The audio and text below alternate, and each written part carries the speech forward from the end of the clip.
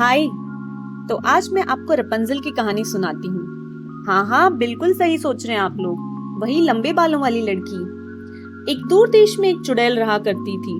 उसके पास में एक किसान पति पत्नी रहते थे। उनका घर एक बगीचे के पास था, जिसमें ढेर सारे फल और सब्जियां लगी रहती थी। एक दिन पत्नी ने देखा वहां पड़ोस के बगीचे में एक रपंजल कही जाने वाली सब्जी लगाई गई है। वो ये देखकर बहुत खुश हुई, लेकिन वो बगीचा एक चुड़ैल का था। पत्नी की बहुत जिद करने के बाद पति ने रपंजल की सब्जी लेके आने को राजी हो गया। उस चुड़ैल ने रपंजल के बदले में उनसे उनका बच्चा ले लिया। वो रपंजल को एक कमरे में ले गई, जो एक बहुत ऊंची मीनार पे बना था। कई साल बाद रपंजल एक सुंदर सी लड़की में बदल गई और उसके बहुत लंबे और सुनहरे बाल थे। उस मीनार में कोई सीढ़ियां नहीं थी। चुड़ैल आने जाने के लिए रपंजल से बाल नीचे गिरवाती और उसके सहारे वो ऊपर चढ़ती थी। रपंजल का सारा दिन बूढ़ी चुड़ैल की देखभाल करने में निकल जाता। एक दिन एक भला और सुंदर राजकुमार उस मीनार के पास से गुजर रहा था।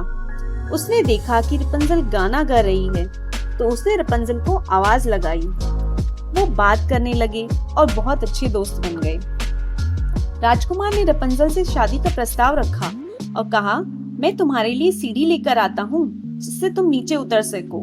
लेकिन चुड़ैल को ये बात पता चल गई और उसने रपंजल के लंबे बाल काट दिए और उसे कहीं दूर एक रेगिस्तान में फेंक दिया।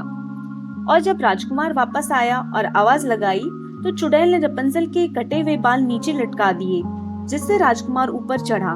तो चुड़ैल ने उसे धक्का दे दिया, जिससे वो नीचे गिर गया और उसकी आंखों की रोशनी चली गई।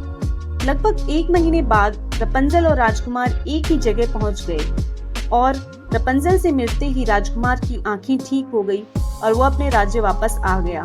वहां जाकर उन्होंने शादी कर ली और राजकुमार ने सिपाहियों को आदेश देकर चुड़ैल को पकड़वा लिया और वो खुशी खुशी रहने लगे। तो ये थी रपंजल की कहानी। कैसी लगी कमेंट में बताना जरूर।